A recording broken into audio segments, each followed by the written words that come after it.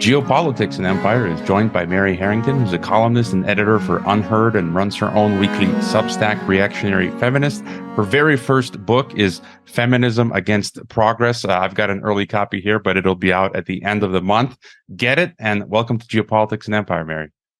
Thank you for having me. Thanks for coming on. I've been following your work for a while, and just a disclaimer, the subject that you touch on is slightly outside of my comfort zone and expertise, but I think it's important to reach it, and I hope you'll help me out and help us out in understanding what's going on. And I think you provide an extremely level-headed and reasonable take on the subject matter.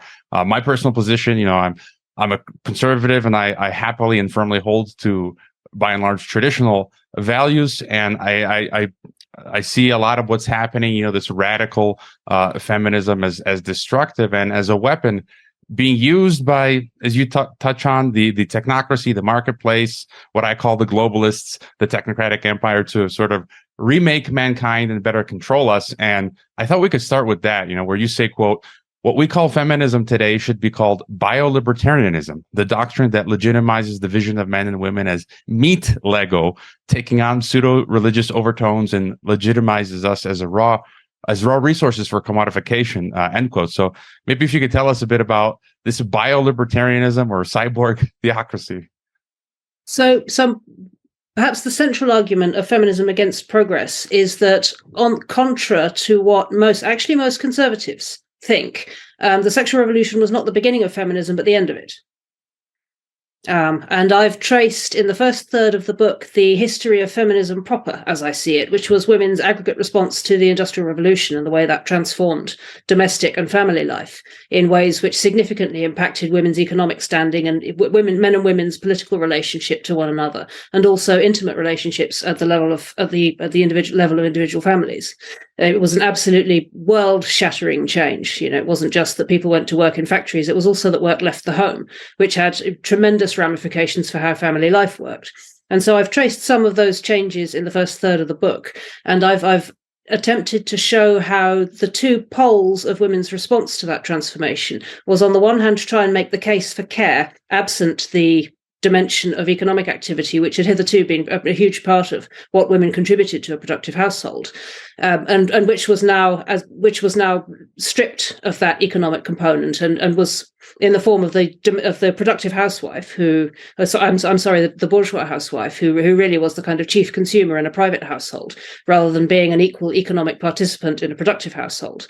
So there were a lot of women who set out to make the case that this still mattered, and there were aspects of human civilizational importance to what they were doing there. The moral education of children, the creation of a safe space from the market, all of those other gentling and beautifying things that the so-called cult of domesticity made the case for during the 19th century. It's a huge body of writing, which, if you take the liberal feminist goggles off, reads straightforwardly as a kind of feminism. And then there was the other side of the coin from the feminism of care, which was the feminism of freedom. And these were women who said, well, no, hang on, this only works under certain circumstances. And actually, we're still living under an economic order where we're not allowed to own property. If our husband is tyrannical or abusive, we can't leave him without leaving our kids behind. There's a whole load of things which are just not working for us. And a lot of these were legacies, again, from a time when the central economic unit, the central political unit, was a productive household rather than the sovereign individual as it is now.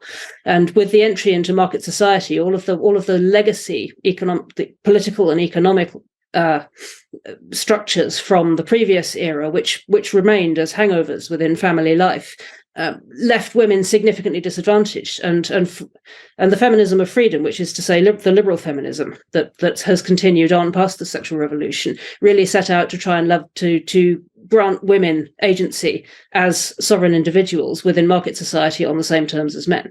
Now, that obviously comes with some structural problems for women, because by virtue of our reproductive role, it's just not possible to be a Rousseauian autonomous subject in the same way, at least once you have kids, as I discovered in my personal life, and I've described this in the book. It just doesn't make sense at all, because you aren't quite one person and you aren't quite two people either, and that state of mergedness as a mother goes on for really quite a long time. And so being an autonomous subject in the way that has been elevated by what I think of as market liberalism, just doesn't make sense for women in the same terms, in the same way as it does for men. And yet, if those are the terms that we valorize, where effectively we end up with a movement for women's emancipation, which has an enormous blind spot that's pretty much woman-shaped. And anyway, this didn't really come to a head, as I've argued, until the 1960s, at which point a technology came along which allowed us fairly reliably to avoid being mothers. And at that point, I've argued this back and forth, which had been fairly realistic about the question of women's reproductive role between those women who defended the domain of care, of our interdependence and our reproductive, and women as mothers, and the realm of the domestic and the realm of care, the realm outside the marketplace, really. And those women who defended women's right to enter the marketplace on the same terms as men, as the feminism of freedom. That back and forth, which had gone on really from Mary Wollstonecraft and the early industrialization of England through to the mid 20th century, was settled definitively in favor of freedom over care by the arrival of birth control, relatively reliable birth control, the pill, really, and inevitably after that the arrival of legal abortion, which stated and the fact that this was framed as a feminist matter. I mean, this is particularly striking in American case law and in the American discourse surrounding the legalization of abortion. And there were female judges and activists, and you see this actually very, very, very noticeably more recently. But even in the early case law surrounding abortion, the talk is all of women being able to take up full personhood effectively on condition that they can liberate themselves from unintended obligations to a dependent other. And really, it's difficult to imagine an other more dependent than one who actually resides in your entrails and can't continue to exist unless you provide that hospitality. And it's very hard to think of another which is more dependent than that. And it's very hard to think of a stronger statement in favor of freedom over care than to say, my freedom matters so much that I'm willing to end this dependent life in order to safeguard that freedom. So really, this was the definitive victory of the feminism of freedom over the feminism of care. And since then, what we understand as feminism has really just been that one pole. And the feminism of care has sort of struggled on with various kind of subcultural maternal feminisms. But if effectively since then, what we've been living under is an order which calls itself feminist, but is more accurately understood as a new era, really the transhumanist era, or what I've called in the book the Cyborg era, which valorizes freedom above all else, and specifically freedom underwritten by tech. And in a way which began with women's bodies and began with the flattening of sex differences between the bodies of men and the bodies of women, with the express intent of liberating women to be market participants on the same terms as men, but which has subsequently extended into a much more extensive and much more thoroughgoing commodification of human bodies, full stop, and a much more thoroughgoing project to liberate all of us from the confines, or if you like, the constraints or limitations of our bodies, full stop. And which is, to put it another way, morphing into full-blown transhumanism. And so I make the case that we can trace a direct line from the campaigns, the sexual revolutions, introduction of the birth control pill as really the first transhumanist technology that was framed as as the emancipation of women by upgrading our physiology in line with our desires. I trace a direct line from that to the gender ideology that we see today, and argue that if you're going to say that it's fine to emancipate women by fiddling with our endocrine systems in the name of freedom, then it's very difficult to argue against emancipating a whole other subsets of people by fiddling with their endocrine systems in line with their desires. And if it's really a question, it's a difference of degree rather than a difference of kind. So and I've traced a few other directions that this transhumanist turn has taken us. Really, this biolibertarian turn, the basic belief system that says our bodies are limitlessly liable to our remodeling or our restructuring or reshaping to suit our desires. Further into the realms of the war it wages on the relationship between mothers and their baby, or really parents and their children. But I mean, most noticeably and poignantly on the relationships between mothers and their babies in the efflorescence of big fertility technologies, from in vitro fertilization through to commercial surrogacy, which has all emerged downstream of the contraceptive pill and the new biolibertarian paradigm in medicine. And elsewhere into the proliferation of pornography, the proliferation of prostitution, and a whole raft of other commodifications of the body, and increasingly since the digital revolution also of the human soul, in conjunction with that as an accelerant to that, and the legal and political order which legitimizes and celebrates this biolibertarianism is what I've called cyborg theocracy.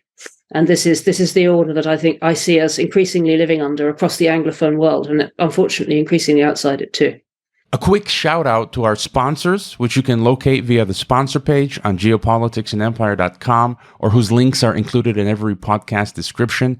I've tried privacy phones in the past, such as Silent Circle's Black Phone, which turned out to be a dud. The best and really only option so far is de-Googling your phone. Now, you can do it yourself, but I've never had the time to figure that out and simply got an Above phone. They sell de-Googled phones that come with a suite of software. They also provide support and a monthly Above privacy suite with many features such as a unique phone number, encryption, email, VPN, and so forth. If you're looking for a private phone, check out Above Phone. Make sure to click on the Above Phone link on geopoliticsandempire.com or via the podcast description so that we can enjoy a commission. Also, check out the Nomos Time Bank at nomos.net, which you can download in Spanish or English to your Apple or Google or de-Googled phone. Nomos allows people in your community to exchange services using time as a currency rather than fiat money. This will be one great way to survive in the coming algorithm ghetto. If you need health insurance, you can talk to my friend James Guzman of the Borderless blog, podcast, and health insurance. He offers free consultations. Simply schedule a time with him over at borderlesshealthinsurance.com. Finally, you can donate directly to Geopolitics and Empire, consult with me, the host, or become a member to join private monthly member Zoom calls where we shoot the breeze discussing world events. There's so much here. And like I said, I was blown away by your book. I highly recommend it. Even though I get the free copy, I'm going to buy it as well. And I hope people do. And I very much share your view, your analysis, your conclusions, myself being a father, a parent as well. And, it's funny today because you talk about us coming into the digital age and, Facebook and Tinder and all these things coming about, allowing us to be commodified. This morning, I saw a poster on social media, a poster on the streets of Spain. It was a Tinder poster promoting family, and it showed a photo of a couple. I guess it implies that they're not married and their dog. So that's family today, not being married and having a dog, not having children. And just that further thought on what you were discussing, I love the terms that you coined. Meet Lego Gnosticism is one of your chapters, and basically how they want to get rid of using technology to serve corporate interests. Basically, is what you're talking about: deregulating of human nature, enslaving our minds in digital fantasies, and monetizing our bodies via biotech, cyborg feminism. You talk about this howling dystopia, and it's interesting what you just mentioned about the Western world, because I've lived in Mongolia, in Kazakhstan, in Croatia, now here in Mexico, and all those places. The women want men to be men and women to be women. They want men to be strong and to be leaders.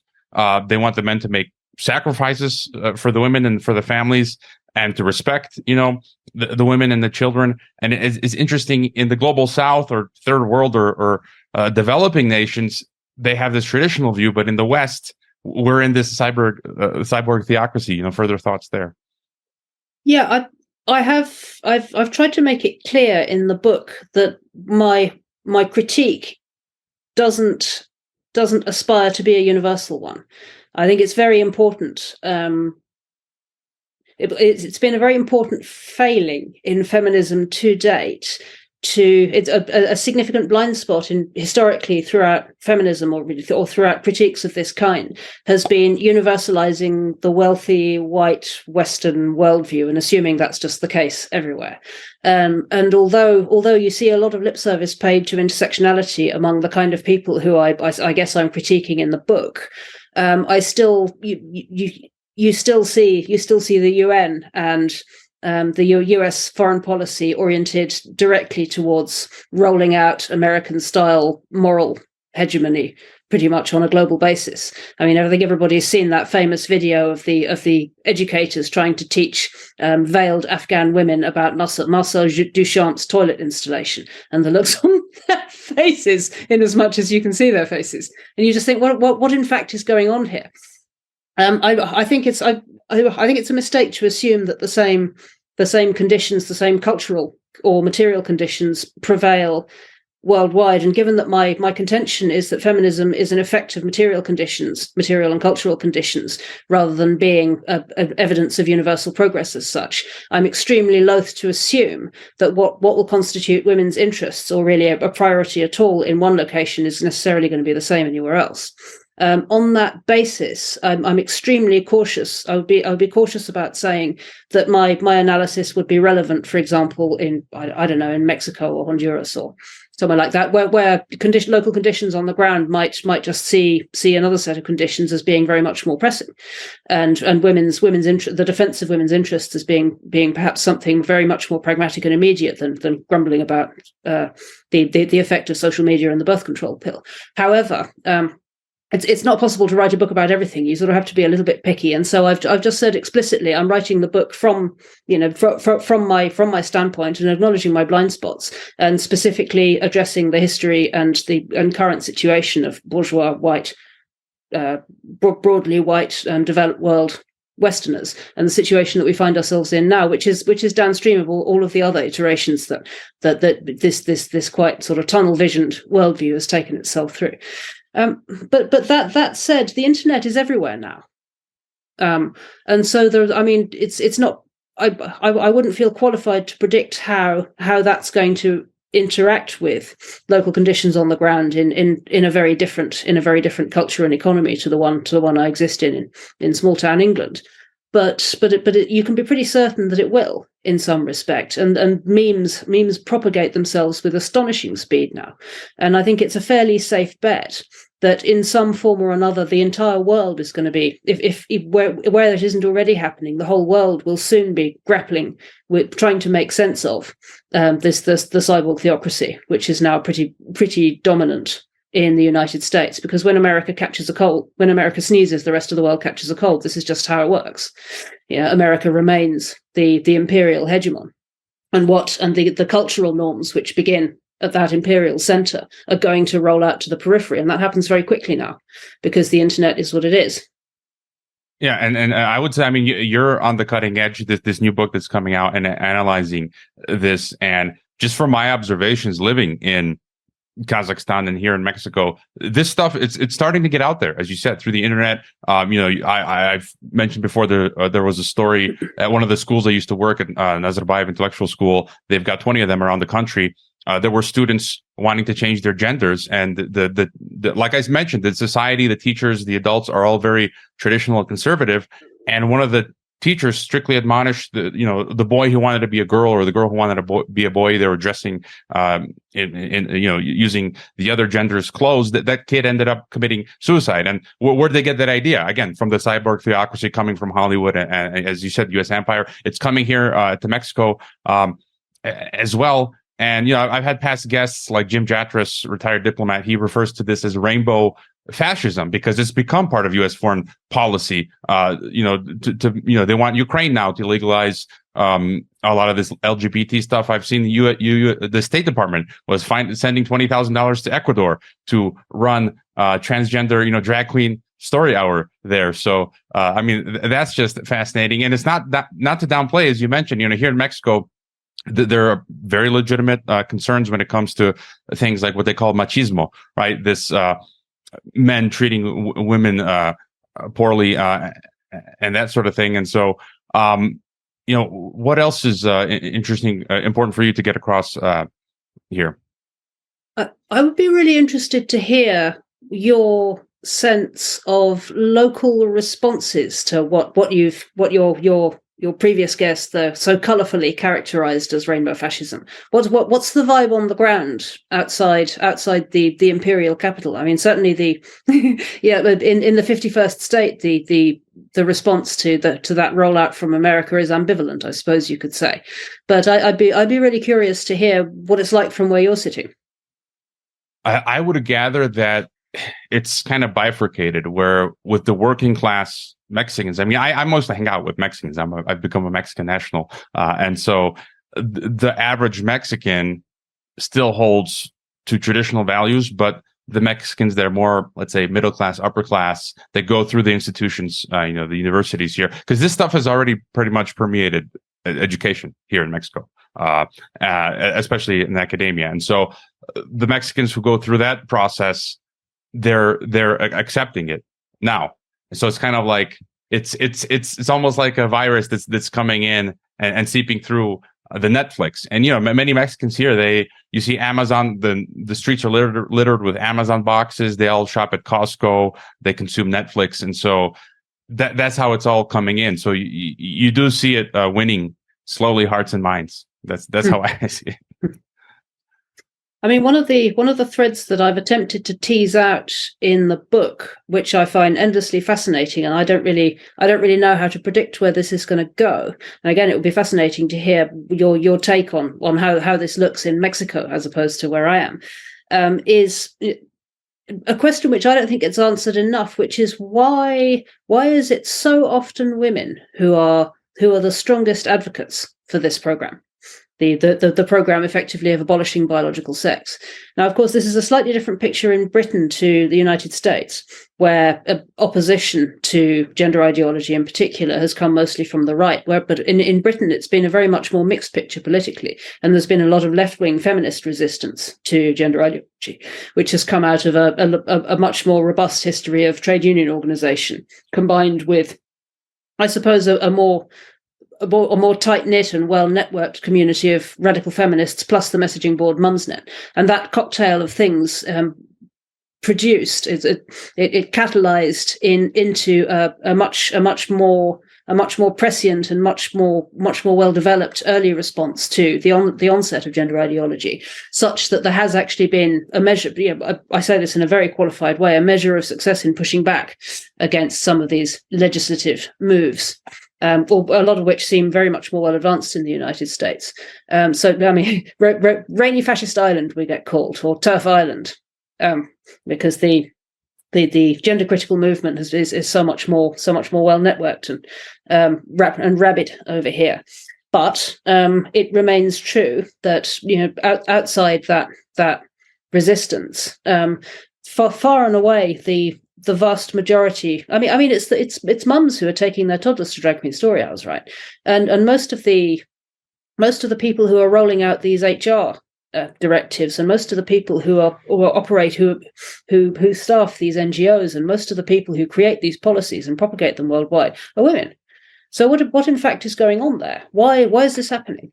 And the conclusion I've come to is that it's a pretty dark conclusion, is that in fact the reason this is happening is because not for knowledge class professional women, which is to say the laptop class, of which I guess I'm a class traitor.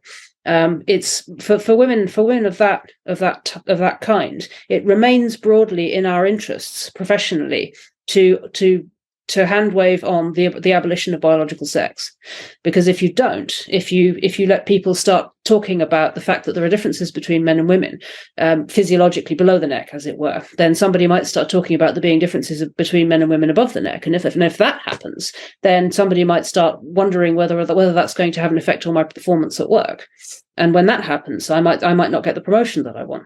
So broadly speaking, from a professional point, whether or not it's really reasoned out in that way, you can understand why people would be very committed to the idea that it makes no difference whatsoever what sex you are. Your behavior, your attitudes, your opinions, your propensity to violence, none of these things will be affected in any meaningful way whatsoever. by your sex, because it's just we can't have people thinking like that, because that's going to propagate all sorts of negative stereotypes which will have bad effects of feminism. As I will be thinking in a sort of diffuse way as a barrister or an accountant or whatever, and I won't think through all of the 1,001 ways that further down the food chain, in those parts of reality where people really do have to grapple with physical, where people do manual work, for example, sex really does still matter, and it's just obviously salient in ways which you'd have to be blind or incredibly stupid not to notice, or living such a rarefied existence that you get your food Ubered in, and somebody else does all of the hard work in your life, and you just never really have to think about that stuff.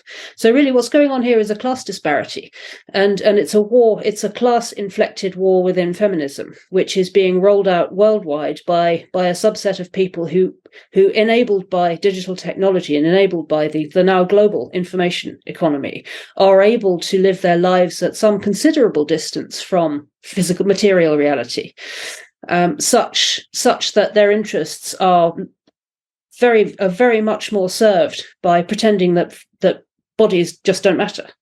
And this takes on a feminist coloration, but in fact it extends much further. And this is not a subject I've explored so much in the book, but there's a more extensive, possibly the next book actually that I write about, an interest of mine in exploring some of the larger political ramifications of this class war, which I see as emerging between the people who mostly live in physical reality and the people whose lives operate at this global networked level in the digital one. And I see this as a class war which extends a great distance beyond gender ideology, which is really just the one highly coloured and very prominent aspect of that class war. But I see this as a class war with ramifications that go all the way up and down the food chain and spread well beyond the developed world. No, I think you're hitting the nail on the head. I just want to mention I was renewing one of my kids' U.S. passports recently. It was the first time I ever saw on the U.S. Embassy the form. It said male. You could choose I could choose the gender of my kid now. It said male, female, or X other. And just recently in Mexico, the Mexican government, especially here in Jalisco, they introduced for Mexicans now, I think in the Mexican passport, you can also choose your gender, put X on the passport. And it's funny because in Canada, I was reading the Canadian government, I believe, was warning Canadian citizens about putting X on your Canadian passport because some other countries don't recognize that. And so you perhaps would not even be able to travel to certain countries with your X gender passport. And I think it's important what you discuss, your experience as being a mother. Now I could have related a lot. My wife now is a stay-at-home mom, and people ask often, what does she do? And she's like, she stays home. And as you mentioned in the book, they sometimes roll their eyes at the social gathering or party, and I'm like, there's nothing wrong with that. And you talk about this in the book as well. She's working. Stay-at-home moms work insanely, like kids, homeschooling, all sorts of stuff. Sometimes, in some cases, it could even be more work than, the independent female professional. And so, any further thoughts on that? Right. Well, absolutely. I mean, it's not as though my first class degree from Oxford University evaporated when I fell off the working treadmill. It's not as though all of those books I had to read and all of the thoughts I had on a daily basis stopped happening just because I was not going and sitting in some cubicle shunting a mouse around and driving a spreadsheet. I mean, to be honest, I found it tremendously liberating giving up work because I was terrible at all of the professional avenues I attempted up to the point where I fell off the edge of the working world. I sucked at all of them. I was pretty much unemployable by the time I became a stay-at-home mum. So I have a lot of sympathy for those women who have jobs rather than careers, of which there are a great many.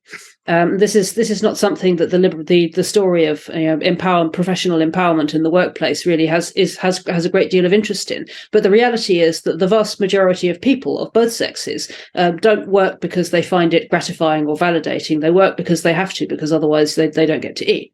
Right? Most jobs are not gratifying or fun, or most jobs are not something which anybody should ever ever seriously have to pretend to be passionate about. Most jobs are just boring, or they're just okay, or it's just something that you do, and that's the reality for most people on the planet. And this idea that it's by definition always more empowering to spend time away from your family doing one of those things is true, but for a relatively small subset of the people with jobs on the planet, people with professional lives. I feel incredibly blessed now to have a line of work. I as a writer now, which is pretty much the only thing that I've ever managed to do for more than 2 years without getting sacked for just being hopelessly incompetent and really just bad-tempered and truculent with it. And just if you're listening to this, Sally, please don't turn around and sack me tomorrow, because this is the only thing I've ever been any good at. I know what it's like not having that. And when I had my daughter, I couldn't think of anything which I'd done up until that point that I wanted to do enough to warrant going back to work and going and leaving her 12 hours a day with somebody else. So just that choice seemed absurd. And I get that for women who've they've studied and they've worked and they've qualified and they've done all the postgrad stuff and they've got their qualifications. I get that, for those professionally ambitious women who've done all of that and really who love their work, that this will be a much more difficult decision to make. But for me, and I suspect for every other woman who's done a job of one sort or another because it's just something which was okay and it seemed paid okay and just whatever, this is a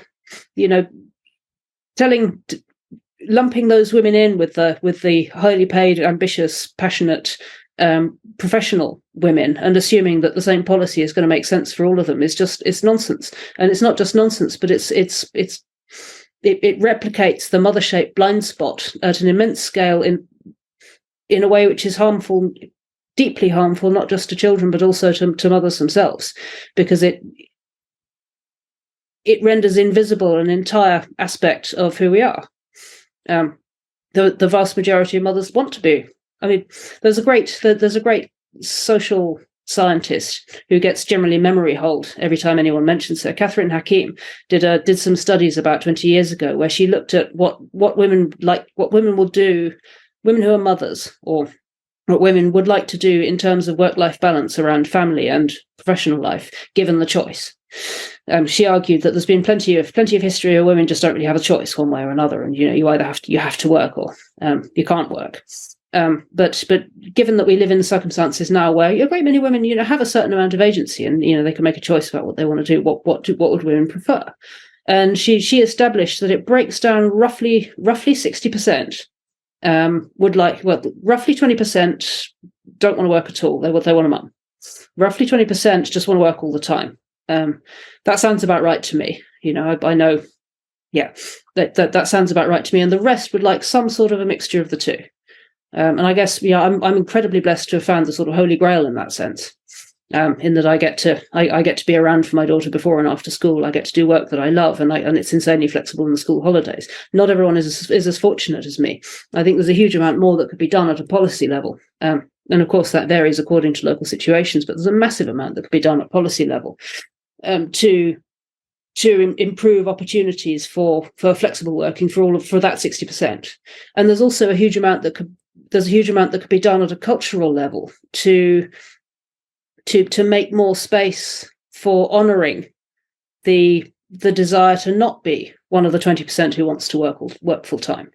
If you understand what I'm saying, rather than treating that as a matter of laziness or a lack of ambition, we could just see it as a slightly different, as a diverse set of priorities, a different but equally natural, normal, noble, and respectable set of priorities. And I sort of feel like this shouldn't be beyond the wit of man, but somehow it seems to be. It's a source of endless frustration to me that people aren't able to see what's right in front of them in that way. And I get really angry when I hear stories about, I hear the stories, as I often do, of women like your wife who have that experience. And I've never met a stay-at-home mum who's not had that experience of being treated as though they're just slightly dumb or underqualified or lazy or just in some other way a bit of a loser for making the choice to prioritize the domestic domain. And yeah, I find that every bit as frustrating. It's as though we become legible to the extent we become participants in the marketplace. And what's astonishing, really, is how often it's the very same progressives who would call themselves anti-capitalists who are the ones who can only see us to the extent that we're willing to atomize ourselves in the marketplace and become participants and economic agents in that marketplace. And there's something that there's a deep cognitive dissonance at work there that I think a lot of them just don't really see.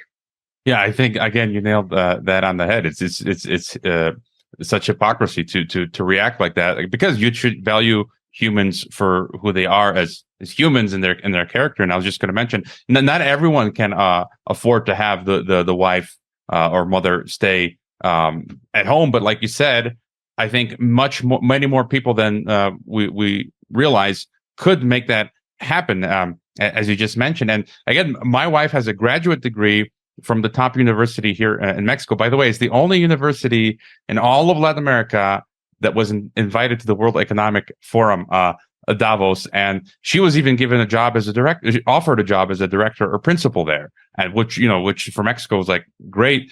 And she's like, I don't need that. I like being a mother at home, and she's studying and doing other stuff, and so and it's just sad that people will react like that. Oh, you're staying at home? Okay. So anyways, I did want to mention as well, reading your book, something that made me think. When I was a young man growing up in the West, in America, I'm talking about teenager, early 20s, I was consuming a lot of the mainstream material. And I realized, because you talk about your book, all this transgender stuff, and they want to make women more manly and men more effeminate. And I realized, I was reading GQ, watching these movies, and I was becoming more effeminate as a man, as a young man, metrosexual and all this stuff. And I look now in embarrassment because my father's a manual laborer, blue collar, working class type of guy from, coming from Croatia. And I would, as a young man, tell to his face and his colleagues who were making, some of his colleagues were making a lot of money. I would say, I would poo-poo that. I would say blue collar manual work is I would say it's junk, and white collar thinking with your brain type of work is better. And I've started to unlearn that. There's websites like Art of Manliness and others where I'm relearning how to be a man and go to those traditional perspectives and any further thoughts on that, because I think that's part of what you were talking about, this cyborg theocracy, this meat Lego Gnosticism. That's a fascinating chapter. And so, any further thoughts on that or any other thoughts? Actually, yeah. This is the interaction between masculinity influences and the internet, and really the interaction between the internet and masculinity is something which I find super interesting and very paradoxical, in the sense that, to put it bluntly, I think social media cucked everybody. To expand on that a little bit, I think if you look at the work of the psychologist Joyce Benenson, she studies male and female intersexual competition and male and female intersexual dynamics, which is to say the dynamics within groups of women and the dynamics within groups of men. She's written very extensively about this. It's absolutely fascinating work and fascinating research. And she's argued that for adaptive, evolved reasons, men and women, when they interact with one another, go about it differently.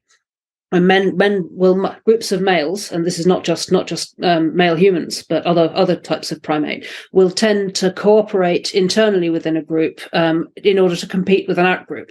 So they'll form a warband and fight against other warbands, to put it crudely, and that's just what or they'll form football teams and compete against other football teams. That's a very typical male form of socialization. It reinforces bonds within the in-group, and harmony is ensured within the in-group through a distinctive set of strategies. And then they'll compete with out-groups. And women don't really work like that. Again, for adaptive reasons to do with, ensuring resources and being physically weaker and so on, women will tend to seek for more peaceful relationships in a much more broad and networked way, and in as much as they have conflict within the group or with another individual, they'll do it indirectly, but because they're just not as physically strong. So they won't initiate physical confrontations as much. And this is female humans and female other primates, that they'll get their friends to gang up on another woman. They'll orchestrate whispering campaigns. They'll use and the ultimate sanction is less likely to be violence than it is social ostracism, and that's how women work. And again, these are very sort of broad brush sketch pictures of typical, very, very crudely put male and female intersexual dynamics. And what I think is so striking about the way social media works is that it basically forces absolutely everybody, irrespective of their sex, into the female pattern of intersexual dynamics. And that includes groups of men. And what's fascinating is that you get these groups of guys who are really very preoccupied with the question of masculinity and maleness and how to be a man these days. And yet you see reproduced within those groups, because they're all interacting on the internet rather than in real life. You see them orchestrating whispering campaigns and ostracizing people who they dislike. And every other, and getting their friends to gang up on somebody that they don't like. And honestly, it's the kind of dynamics you'd expect to see in a group of sixth form girls, and it's fundamentally the technology which is forcing social interactions into those forms. And I mean, if I very respectfully, to any man who's concerned about the effect that the modern world is having on his masculinity, I would suggest unplugging and seeing your friends in real life. It really is as simple as that. If you want to be more manly, spend less time on the internet. I never thought about that, and that's true. So there's some tips for some of our listeners. And the last part of your book, I think you have 3 chapters about what to do, taking back the movement from the Fourth Industrial Revolution. And so, if you want to, your final thoughts on in what healthy direction should society be going when it comes to all of this stuff, men, women, tradition, the marketplace, technology, and feminism. Yeah, this was a very difficult section to write, because what is to be done is just always more difficult to write, unless you're Lenin, which I'm not. What is to be done is always more difficult to do, and I could have written a whole other book with my probably very radioactive thoughts about how we should address all of these challenges at a policy level. But I decided not to go there, because I wanted to keep to 55,000 words if at all possible. And so I started from the other end of the telescope, which is to say the personal and the domestic sphere. None of which is to say that, these things don't merit or call for a policy response. That's just not what I chose to address in Feminism Against Progress. What I've suggested instead is that if we're going to foment a backlash against the transhumanist era, we have to start with the first transhumanist technology, and that means the most important plank of that. Well, there are 3, but the central plank of that is that women must reject hormonal birth control. We must say no to the sexual industrial complex, and if the original moment at which we gave our assent to having our bodies commodified, with all of the negative downstream consequences that I've documented in the book that have come off the back of that, the proliferation of pornography and the degradation of relations between men and women through internet dating and casual sex, etc., etc., etc., etc., etc., not to mention the entire industrialization of our bodies and of big fertility and so on, then it has to start with saying no to the pill. And I've suggested some of the positive consequences, really not from a religious conservative perspective, but from a pro-sex and pro-intimacy and pro-long-term commitment perspective that I see as emerging pretty reliably from that. Now, this is obviously not something I advocate to somebody who has poor impulse control or low time preference, but assuming you're young and fertile and you're not in that category, then I would urge you to stay the hell away from the pill, and encourage your friends to as well. It's not only is it doing horrible things, as Alex Jones suggested, to frogs and fish, but it's polluting our sexual ecologies as well. So that's step number 1. Step number 2, we need a new approach to marriage, which removes it from the consumerist paradigm, this consumerist dead end it's found its way into, where it just becomes a vector for self-actualization that can be dissolved at any time, if it fails to live up to that. And we need to reorient marriage towards lifelong solidarity. And I think that's particularly salient outside those elite circles where life is now obviously and measurably getting worse. It's one of my framing hypotheses for the book is that we're some distance now past peak progress. And I don't see the poly crisis coming to an end anytime soon. In fact, I see it likely escalating. Under those circumstances, it's self-evidently in women's interests to have strong, supportive, stable social relationships, and that includes, above all else, really, a strong, supportive, stable relationship with a man whom they love and trust, and who's going to be there to have their back. And particularly if you want to have kids, you'd be insane not to be making that a priority. So the feminist case for a post-romantic approach to marriage as a vehicle for lifelong solidarity rather than personal gratification, and I've set out to make the case for that and to give some examples of people whom I know who are already building lives on that basis. And I've heard some really beautiful stories on that front, and actually since the book was published, I've heard many more from young men and women who are taking that approach and who found it just endlessly enriching and a real gift.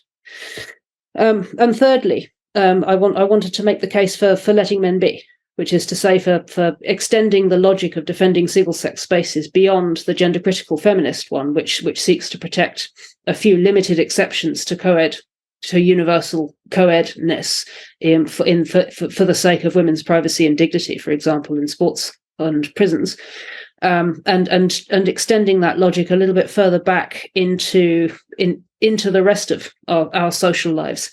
And I've argued that in fact the feminist demand to make all of society co-ed has had undercounted negative ramifications, particularly for working class men, and that in fact if we want to make the case for post-romantic marriage, we need to make space for good men to form one another, because it's just self-evidently the case. It's obvious to me anyway that women don't form good men form one another. And if we want there to be any chance at all of that happening, then we have to step back and let it happen. And that means letting men have some of their spaces back where they can do whatever it is. I have no idea what men do when women are not around, but I don't care. But I feel like that has to happen. Otherwise that beneficial mentorship never has a chance to develop, and then all you have left is online masculinity influencers who bicker like sixth form schoolgirls, or Andrew Tate. And man, that's not it. That ain't it. Real healthy male mentorship happens offline in the real world between mutually trusted peers, or within the healthy kind of hierarchy. And I think we have there is a robust feminist case for making space for that to happen. Yeah, and like you said, men, get offline. I know you're listening now online, but when you finish, go hang out with guys. And that's what I do. I mean, I hang out here with guys just in person, and we're missing that. And we've covered a lot. Again, we've just scratched the surface of your book. There's a lot of stuff you explore in depth there. And again, I love the book, a bit outside my depth, but I need to challenge myself and bring new topics to listeners. But it very much comes together with a lot of what I've been covering: transhumanism, this push, this globalist push for control of the planet, and technocracy, and so forth. And I know you're on Twitter. You've got your Substack, Reactionary Feminist.substack.com. Where are the best places to find you and to get the book? So the book is available from Regnery at the end of the month, 25th of April. There's the US publication date. I'm on Twitter at Moving Circles. My Substack is Reactionary Feminist, and my weekly column at UnHerd.com. I publish 2 pieces a week there, one long, one short, and you can find a great deal of my work. Some of it is about women, some of it also is about technocracy and transhumanism and all of these other juicy subjects which you get into on this podcast. So check it out. Very big fan of UnHerd, and so yeah, keep up the great work. I'm sure you don't have to worry about your writing gig. We look forward to future books from you as well. So thank you for being on Geopolitics and Empire. Thank you so much.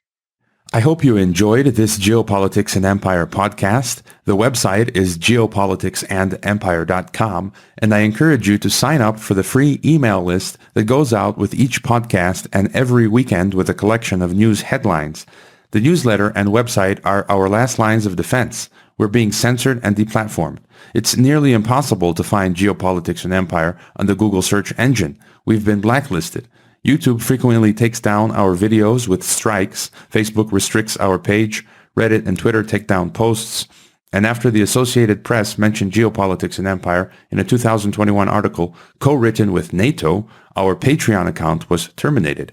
Vimeo also terminated our Pro account. The best free way to help Geopolitics and Empire is to leave a review on Apple Podcasts or elsewhere and subscribe to all of our media channels. You can find the video broadcast now on 5 platforms: Odyssey, Rockfin, Rumble, BitChute, and Brighteon. You can find the audio broadcast on the podcast ecosystem: SoundCloud, Apple, Spotify, and so on. My current favorite social media channels are Twitter and Telegram, but you can also find us on Gab, MeWe, Minds, Float, VK, Instagram, Facebook, and LinkedIn. Finally, Geopolitics and Empire is in dire need of funding to continue. You can leave a donation, purchase a consultation with the host, or become a member to receive additional benefits. We also produce a weekly broadcast called Dissident Thinker for members and Rockfin subscribers only. We will continue to fight the good fight come hell or high water. Thank you for listening.